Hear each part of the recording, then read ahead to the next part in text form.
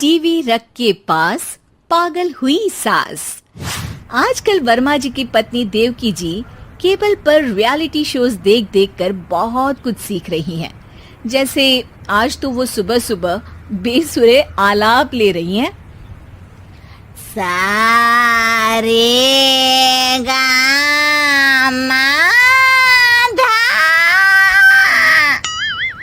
माँ जी, सारे गामा पाधा नीसा होता है।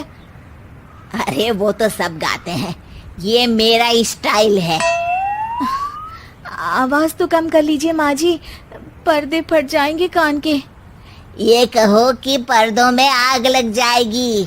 देखना, मेरी आवाज सुन के जज आग लगा देगी, आग लगा देगी, तू तो आग लगा देगी, ऐसा बोलेंगे। सरिता वहां से परेशान होकर चली जाती है और सास रियाज जारी रखती है। सारे गाओ, सारे नाचो। तभी बाबूजी दुकान से लौटते हैं। अरे देवकी, क्यों तानसेन बनी हुई है? कान से खून निकालोगी क्या? अरे क्या हुआ, रियाज तो करने दो मुझे। इसको रियाज बोलते हैं? ऐसा लग रहा है जैसे घोड़े हिना रहा है। घोड़े पे बैठ के ही बम्बई जाऊंगी मैं तो, जब जज साहब कहेंगे कि देवकी तुम मुंबई आ रही हो। जज साहब, वो अदालत वाले? अरे नहीं नहीं, बड़े लोग हैं, आप नहीं जानते हैं। ओ मैं तो छोड़ चली अपना ये देश, बम्बई मुझे प्यारा लगे। गाना गाती हुई देवकी चली जाती है और बाबूजी अपनी सरफिरी पत्नी के इस संगीत प्रेम की चर्चा करने बहू के पास चले जाते हैं। अरे सरिता बेटा, सुनो तो, ये तेरी सास को क्या हुआ है बेटा? सुबह तो अच्छा भला छोड़कर गया था इसे। सिंगर बनेगी अब वो। सिंगिंग रियलिटी शो में जाने की सुबह से तैयारियां चल रही हैं इनकी। हाँ, अब तो कोयल के सुर मेंढक छेड़ेगा। हे भगवान, सद्बुद्धि दो इसे। इधर बाबूजी भगवान को कहते हैं और उधर राधा रानी प्रकट हो जाती है, देवकी की मोहल्ले की सबसे पक्की दोस्त। क्यों री देवकी, काहे इतना गला फाड़ रही है? कोई चीखने चिल्लाने का कंपटीशन है क्या? अरे ये देख, नया सिंगिंग शो, मैं भी गाऊंगी, हिंदुस्तान के दिलों की धड़कन बनूंगी।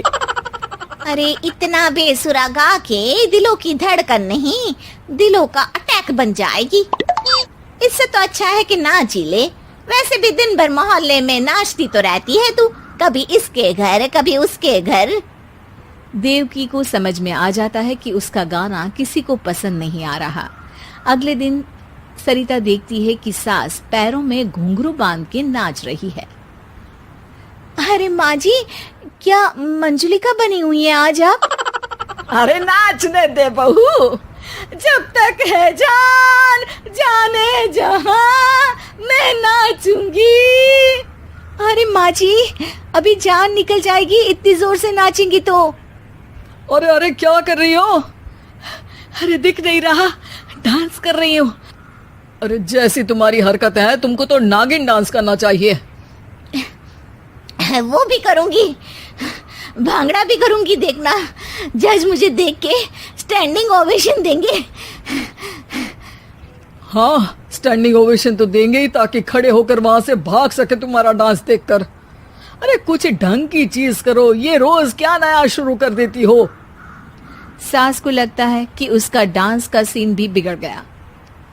अब वो टीवी देख के कोई और कलाकारी ढूंढने लगती है।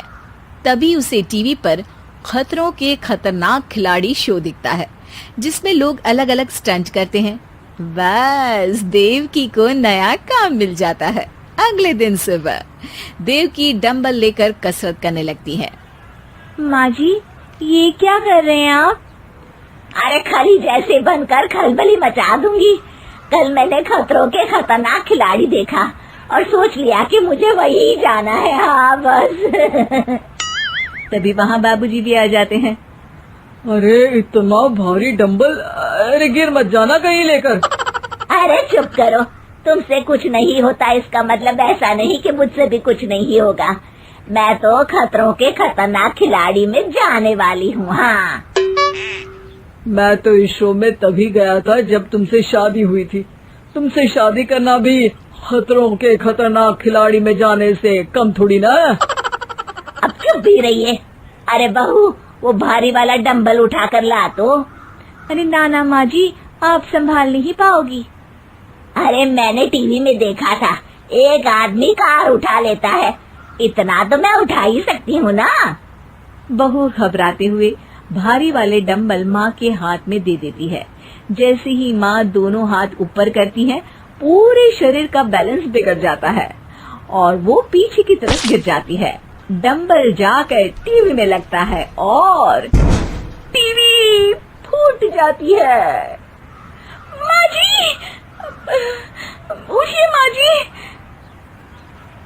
बाबूजी बहुत तेज हंसने लगते हैं।